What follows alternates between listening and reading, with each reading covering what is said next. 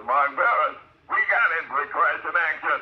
Good morning, Pastor. Good morning, sir. Oh, man, I hear the excitement in there. Yes, sir. We know what day it is. It's a marvelous Monday. A blowout. A blowout. Yeah. Oh, yeah, man. Oh, man. Too bad Mondays don't come twice a week. Yeah, man. Hey, man, that excitement is right there. And I know it's going to be in the message this morning also. So, Pastor, I'm going to get ready to step out of the way. And, man, you got something for us, news that we can use. So I'm going to turn it over to you right now. I'm talking about Pastor Mark Burroughs. He's here with Christ in action.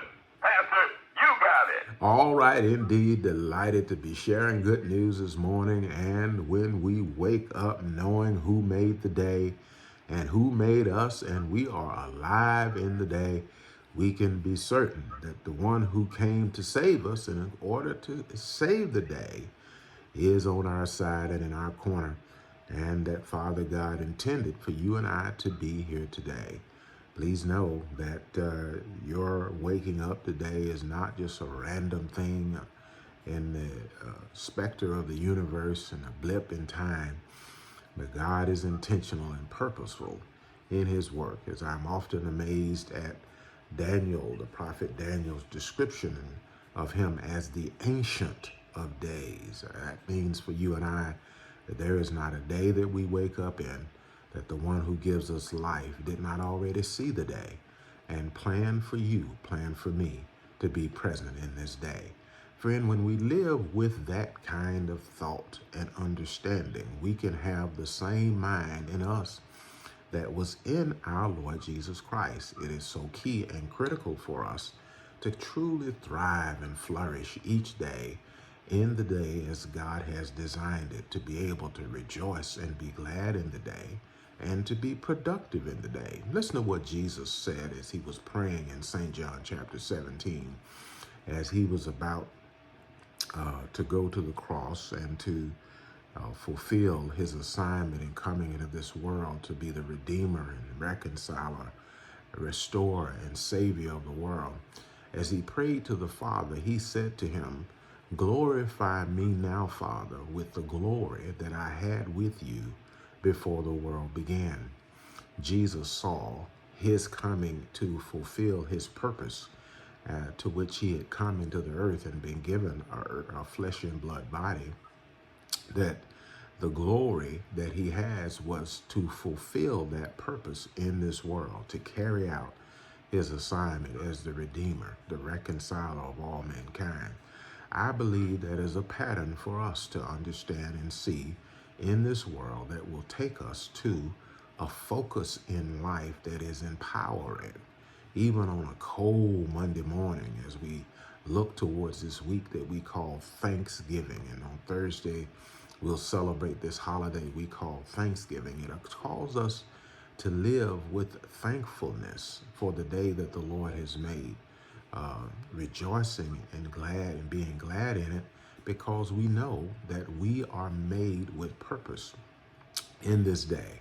Well, friend, that calls for us to look not at the things that are seen, but the things that are unseen. As we're told in 2 Corinthians 4, the things that are seen are temporary, but the things that are seen are eternal. You see, our Daddy God is an eternal spirit, an eternal God, and he operates from that perspective. That's why he is all powerful. It is because he is all knowing and he is all present. And he operates in that realm and basis. And so there is none like him. There is none beside him.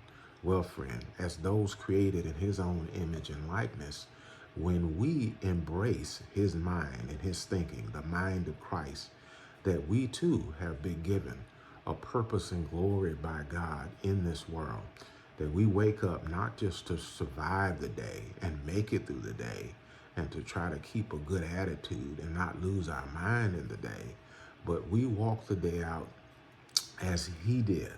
The Bible teaches us in 1 Corinthians chapter 2 that there is a hidden wisdom that was ordained before the world began for our glory, that is now revealed to us in Christ and by his Spirit, to allow us to see things that eyes have not seen, to hear things that ears have not heard, and to have conceived in our hearts things that have not previously entered the hearts of men. Well, I've got to wrap this up, but I want you to see this.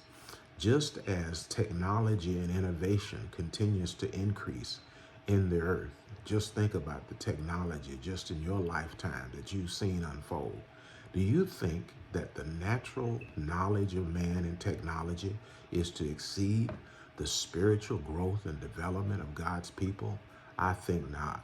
I think that we are to be the light of the world, the salt of the earth, city set on a hill that cannot be hidden, being the difference that makes the difference in our world, because our Father God, by his Spirit, is revealing, showing, causing us to hear, and conceiving in our hearts things that men have never seen before, because God himself is working it in and through us. Let's set our course this Monday and this entire week with great expectation.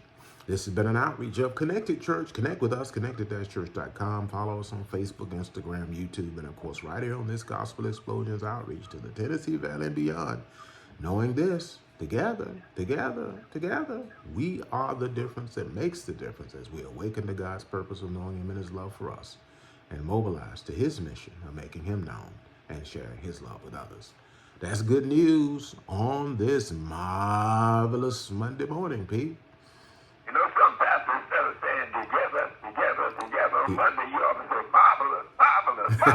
Yeah, man, I tell you, yeah. Hey, we appreciate your message, a great message at that, and we look forward to hearing you tomorrow with another Christ in Action broadcast. Yes, sir. Blessings on you. Thank you for still keeping us in the house with good gospel music and encouraging words all day long. Lord willing, we'll talk to you again real soon. Bye-bye for now. Bye-bye, Pastor. All right. Well, hey, we're just delighted today to enter this Monday morning, as some of you are off this week, and you're going to enjoy some time off, just relaxing with family, friends, or however you choose to enjoy the week. Maybe you got some things to get done around the house, or some business affairs or other matters that you need to take care of. Whatever you do this week, do it with thanksgiving and knowing this, that you are crowned with glory and honor, and that it is God's great joy to see his glory manifest in you. We call it a marvelous Monday because we believe that we are those who have embraced him and are called out of darkness into the marvelous light to show forth his virtues, his praise, the excellencies of his treasure in our lives and in this world as he works in us to will and to do of his good pleasure. Hey, do enjoy this week. Do have a marvelous Monday. Remembering this, God loves himself some you. We do too. You matter to God, and you matter to us. Do have a marvelous Monday, a marvelous week. You're authorized by the one who made the day and by the one who made you. We'll talk to you again real soon. Bye-bye for now.